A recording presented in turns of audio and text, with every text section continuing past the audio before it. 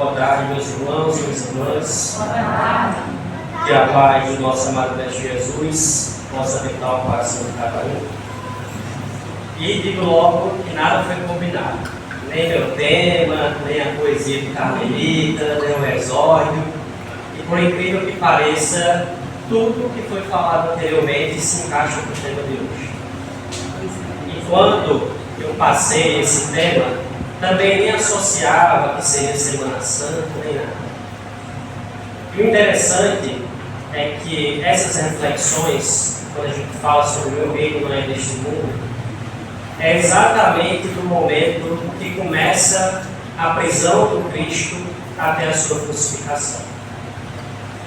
É exatamente toda essa reflexão que a gente vai tentar fazer sobre o que essa passagem, meu reino não é deste mundo, está querendo trazer para nós. Porque nós temos que nos desvincular um pouco da mensagem literal da palavra e tentar se aprofundar com a sua verdadeira mensagem. E a importância dessa passagem, a gente observa quando Allan Kardec, no livro O Evangelho Segundo o Espiritismo, ele coloca esse tema como o segundo capítulo do livro. Porque lá mesmo ele coloca da importância do conhecimento dessa passagem do Cristo. Porque é essa passagem que Jesus nos ensina sobre a perspectiva da vida futura. É a partir daqui que o Cristo nos ensina, através do diálogo com Pilatos, sobre uma vida que para o povo daquela época era uma vida pouco compreendida. Que é a vida que todos nós vamos passar quando aqui sairmos da terra. Todos iremos experimentar a vida futura. E o que nós fazemos aqui atualmente nos diz que nós vamos colher na vida futura. E a mensagem dessa passagem do Cristo, com o breve diálogo com Pilatos, nos vai trazer essa reflexão profunda, porque vai nos distanciar do que nós entendemos como materialismo e vai nos aproximar do amor divino. E a passagem é no capítulo de João 18, versículos de 33 a 37. Tendo Pilatos entrado de novo no palácio e feito vir Jesus à sua presença, perguntou-lhe: És o rei dos judeus? Respondeu-lhe Jesus: Meu reino não é deste mundo. Se o meu reino fosse deste mundo, os meus súditos teriam combatido para impedir que eu caísse na mão dos judeus. Mas o meu reino ainda não é aqui. Disse-lhe então Pilatos: Logo, tu és rei? Jesus lhe respondeu: Tu o dizes, sou rei. Não nasci e não vim a este mundo, senão para dar testemunho da verdade. Aquele que pertence à verdade, escuta a minha voz. Nesse diálogo, a gente observa um ponto muito interessante. A maneira que Pilatos não entende quando Jesus fala que ele não é rei. Eu não sou rei daqui. Meu reino não é deste mundo. Mas Pilatos, com um comportamento insistente, continua perguntando: Logo, tu és rei? Por que será que Pilatos tinha uma preocupação tão grande em saber se Jesus era ou não rei? Veja só, como é que um homem humilde, com vestimenta simples, barba grande, cabelo grande, muitas vezes sem a higienização, consegue levar consigo tantos seguidores?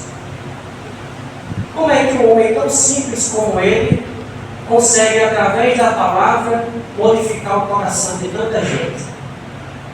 Para vocês, que ameaça um homem desse traz para vocês?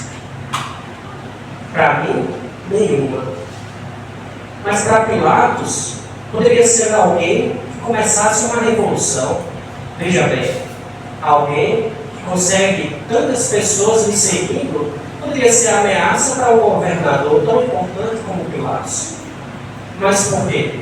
Porque a única associação de Pilatos era com o seu reino material.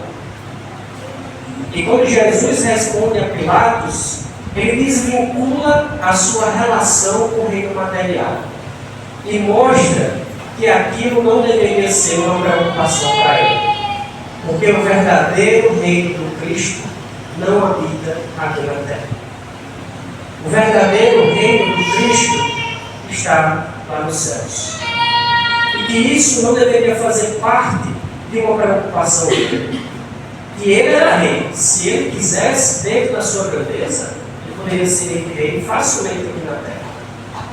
Porque rei é aquele que possui características específicas para dominar determinado assunto, determinada característica. E dentro da evolução do Espírito de Jesus, ele tinha condições tranquilamente de ser rei aqui na terra. Mas o que isso ia trazer de benéfico para a população daquela terra? Nada. Porque para um povo que vinha antigamente de Moisés, com suas leis muito rígidas, Jesus veio para modificar a interpretação das leis divinas e trazer o seu ministério. É através do seu evangelho, das suas bem-aventuranças, que ele vem se aprofundar nas leis divinas perante aquele povo ainda muito ignorante. Éramos tão atrasados que Jesus, ainda falando por parábolas, para se adaptar ao povo daquela época, ainda vendo a nossa ignorância e a nossa necessidade de continuar aprendendo, nos envia o que nós temos hoje, que é o Consolador prometido. Vem o Espiritismo através de Allan Kardec e nos continua até hoje nos ensinando sobre assuntos e temas que o Cristo ensinava desde a sua época. Se antes a vida futura é uma perspectiva, hoje é uma certeza. E se nós ainda continuamos cultivando o reino materialista no nosso íntimo, é porque ainda estamos muito ignorantes diante do amor divino conosco. Porque o Cristo precisou ser crucificado para que a gente pudesse entender a sua grandeza. Ele precisou chegar no ápice da sua humilhação para a gente entender o seu amor. E só a partir disso que as pessoas começaram a associar a sua jornada numa perspectiva sem tempo. Porque aquele que vive sem perspectiva de tempo, como espíritos imortais que somos, entendemos como essa encarnação que aqui estamos tem um peso muito importante na nossa progressão. E que aquilo que vamos fazer aqui irá nos dizer aonde iremos chegar futuramente. O que vocês, fazendo hoje, vão colher daqui a 100 anos? Como vocês querem se ver daqui a 200 anos? Querem se ver com as mesmas dificuldades, com as mesmas doenças, com os mesmos problemas? Ou querem se encontrar numa situação mais branda, mais tranquila, com menos aflições, menos dores? Então essa perspectiva que o Cristo nos traz sobre a vida futura nos garante conforto na mesma medida que nos coloca responsabilidade. E existe uma passagem no Evangelho segundo o Espiritismo, nas Instruções dos Espíritos, que é um relato de uma rainha que ao desencarnar e ao chegar no mundo espiritual, dá de frente com a situação mais humilhante que uma rainha e um rei poderiam passar. Porque, veja bem, uma rainha, na posição que se encontrava, que tinha tudo sob o seu domínio, que tinha todos aqueles servos, todo aquele dinheiro, ao chegar no mundo espiritual, ela viu que o rapaz que limpava seus pés era, no mundo espiritual, superior a ela. Que o rapaz que guardava suas roupas era um espírito muito mais evoluído do que ela. Ou seja, o que adianta todo esse materialismo, todo esse apego aos bens materiais, se tudo isso fica para trás quando a gente desencarna? E aí eu faço um questionamento. Onde estão todos os reis de antigamente? Onde estão Herodes, Alexandre, Júlio César? O que todos eles têm em comum? Todos desencarnaram. Nenhum deles está na imortalidade aqui na Terra. Assim como aquele rapaz estropiado, doente, lá na rua, morreu da mesma forma que eles, como reis, também desencarnaram. Qual seria a lógica, então, de Jesus curar pessoas que iriam desencarnar? Qual seria o sentido? Curar alguém que vai morrer? Porque Jesus não curava só as enfermidades físicas. Ele curava o espírito. Era através da cura que ele ia mudar o reino íntimo de cada um. E é através dessa mudança que o Cristo alcançava mais seguidores. Porque para alguns, como se tem até hoje, algumas pessoas só acreditam no Espiritismo por causa dos eventos mediúnicos.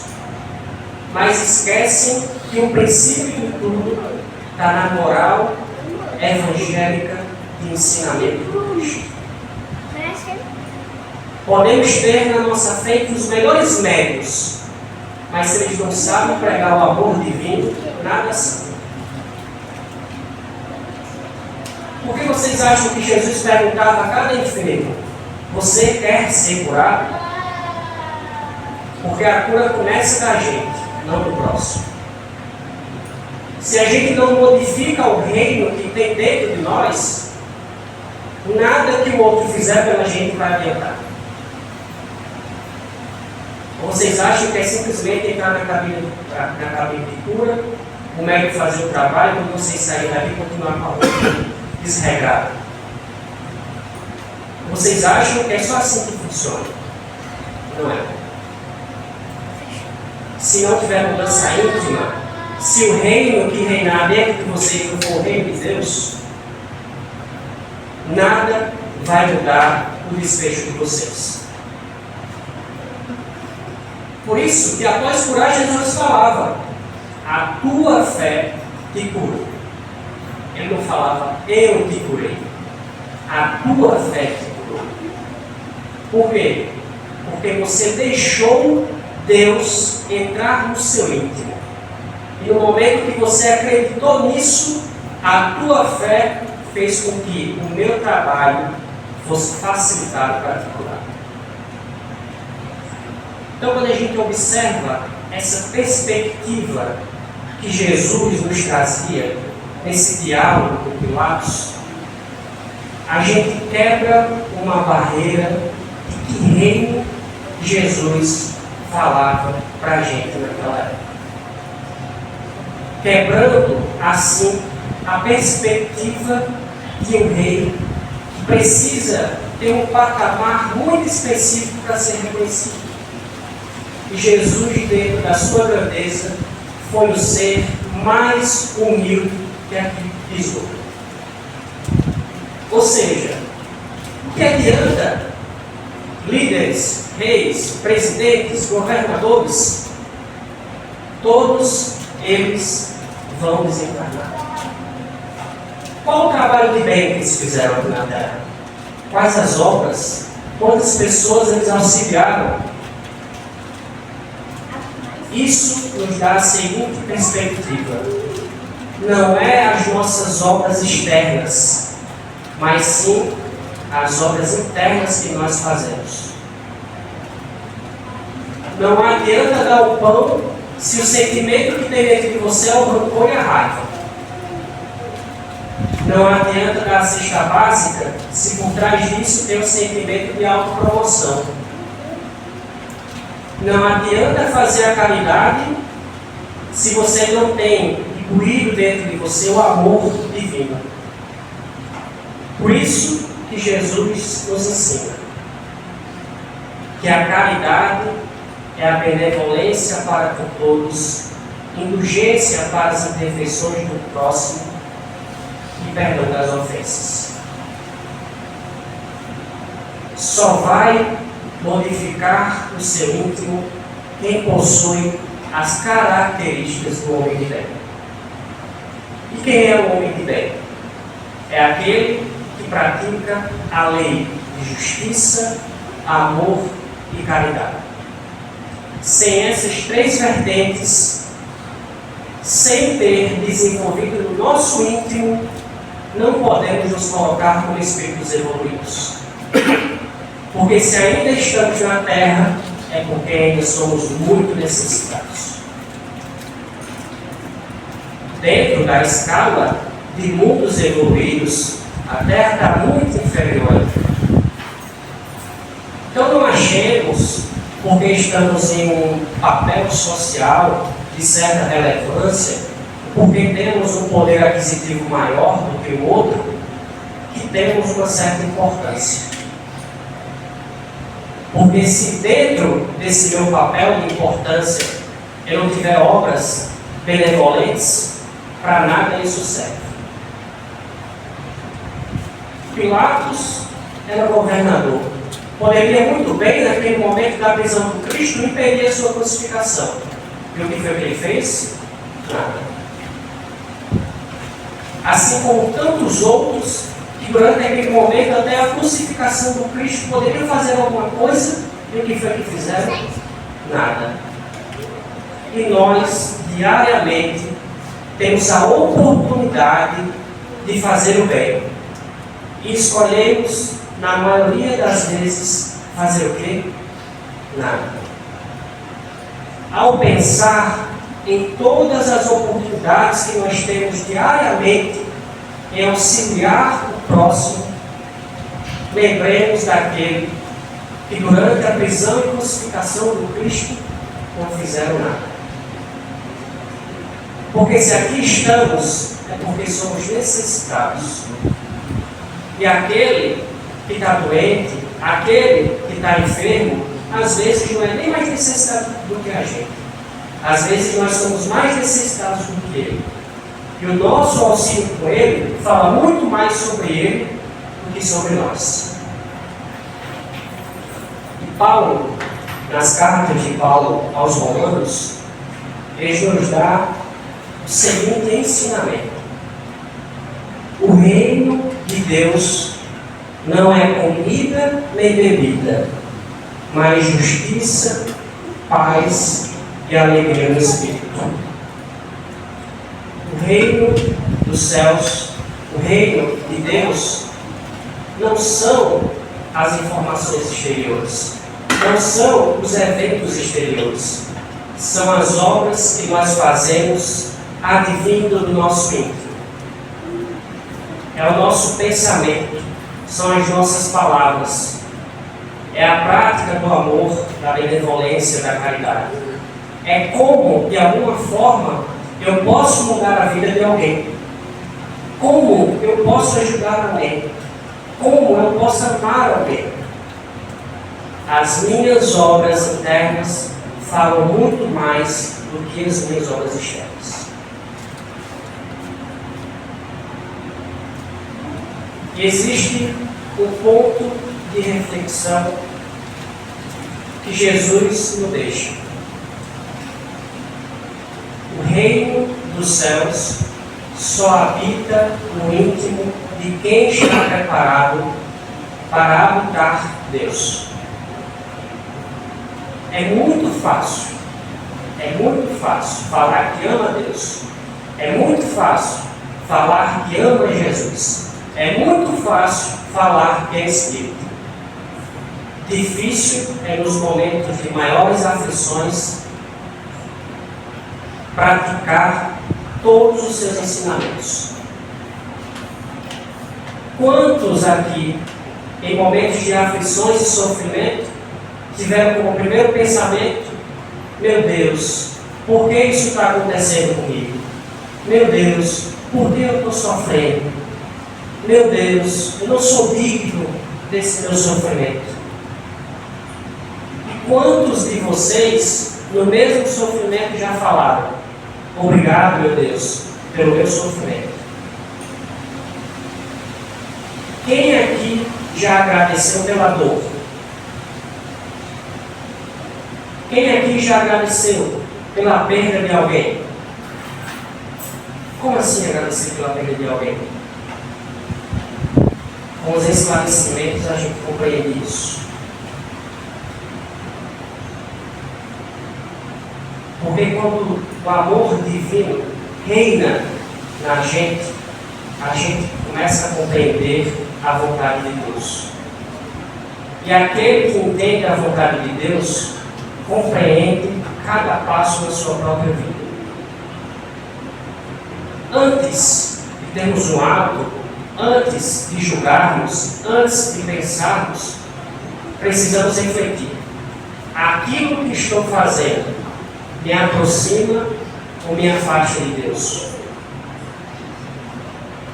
Essa minha escolha, ela converge ou diverge daquilo que o Cristo nos ensinou? Por isso que Santo Agostinho sempre nos relembrava sobre o exame da consciência, que é você chegar no final do dia e refletir: durante o meu dia, tudo que eu fiz trouxe alguma coisa benéfica para mim, para o próximo? Se a resposta for não, é porque deve existir mudanças. E aquele indivíduo, em o seu trabalho e progresso espiritual, começa a entender essa construção e transforma o seu íntimo numa estrutura capaz de fazer com que a divindade habite o seu ser. Passar por tribulações é muito mais fácil. Por isso, que no Evangelho de João, o Cristo nos ensinava: na vida passaremos por tribulações, mas tende bom ânimo, pois eu venci o mundo. Se tivermos no nosso íntimo a divindade, se tivermos o Cristo do nosso lado, qualquer tribulação é nada. Mas para isso, deve existir dentro de nós o reino de Deus. Deve existir o seu amor mais profundo e genuíno. Mas isso só é possível com a nossa mudança espiritual. Com a nossa mudança moral. A maior preocupação do Cristo não era quantas curas ele ia fazer, mas quantas mudanças morais ele ia causar. Quantas mudanças com a sua palavra e com seus ensinamentos ele ia mudar. Simão Pedro mudou seu comportamento. Tiago menor entendeu que a sua deficiência não era nada diante do seu trabalho perante ao Cristo. Todos nós temos problemas, em suas particularidades, em suas necessidades, em suas consequências advindas de atitudes passadas. Todos nós somos responsáveis pelas nossas tribulações. Muitas das vezes, porque o reino que habitava a gente era um reino que não nos preparava para isso. E existe um ponto muito importante. Quanto mais nós sabemos sobre a vida, sobre Jesus, sobre Deus, maior aumenta a nossa responsabilidade. Porque naquele povo rude, da época de Moisés, a responsabilidade era uma. Porque eles tinham um ensinamento limitado à cultura daquela época. Depois vem Jesus e aprofunda ainda mais os seus ensinamentos. A responsabilidade dobra. Não satisfeito, sabendo da nossa ignorância, vem o Espiritismo e triplica a nossa responsabilidade perante as nossas falhas. Então não achemos que por saber o que sabemos com essas obras e vir a uma casa espírita é o suficiente. Se a mudança interna não existir, se a mudança do reino de Deus não habitar vocês, nada vai mudar. Era como Joana ensinava Divaldo: quem usa o tempo praticando o amor e fazendo a caridade, não tem tempo para sofrer nem para reclamar da vida. Da mesma forma ele ensinava: quem perde o tempo na imobilidade é tempo perdido para Deus. Se estamos aqui, temos um propósito. E esse propósito deve estar envolvido com os melhores sentimentos que a gente pode pensar. O mal não é existência da divindade. Ela é consequência do nosso livre-arbítrio.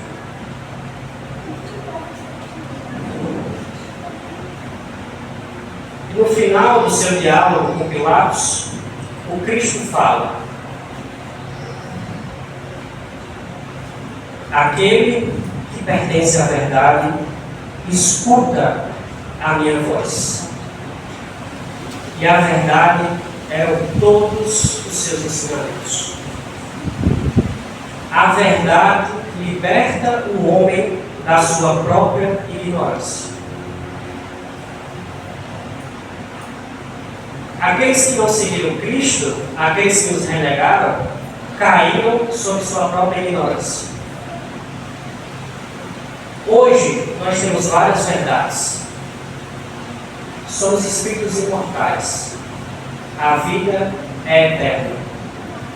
Deus existe. Jesus é o nosso guia. E o Espiritismo é o nosso esclarecimento. Temos todas as ferramentas para não falhar. E o que nos impede de sempre fazer o melhor é a não construção do reino divino dentro de nós. Quando a gente pensa numa perspectiva de qual rei deveríamos seguir, de qual ser seria o nosso guia, o nosso mentor, lembremos, o rei que devemos seguir teve como coroa uma coroa de espinhos, que quando colocado na sua cabeça, derramou sangue nos seus olhos. Se queremos ter a imagem desse rei, que tenhamos para refletir quem é o nosso verdadeiro rei. E para finalizar, em homenagem à nossa irmã Carmelita, trouxe um poema bem curtinho para finalizar essa reflexão, porque você olhar para a Carmelita é sinônimo de poema, né? Porque esse poema que ela disse que já fala 50 anos atrás. Então, para ter um poema bíblico na cabeça, não é qualquer um não. E esse poema é de Maria Dolores e Chico Xavier, intitulado A Vida Conta. Não chores, trabalha sempre. Não condenes, abençoa. Não te revoltes, perdoa. Cultiva o amor fraternal. Não te detenhas, prossegue. Não reclames, confia. Busca a celeste alegria, doando o bem pelo mal. Não te lastimes, espera. Não combatas, colabora. Serve e serve, hora por hora, no ideal que conduz. E encontraremos mais cedo, no amor, unida à verdade, a luz da felicidade, em nosso esquema de luz. Muito obrigado a todos, meus irmãos.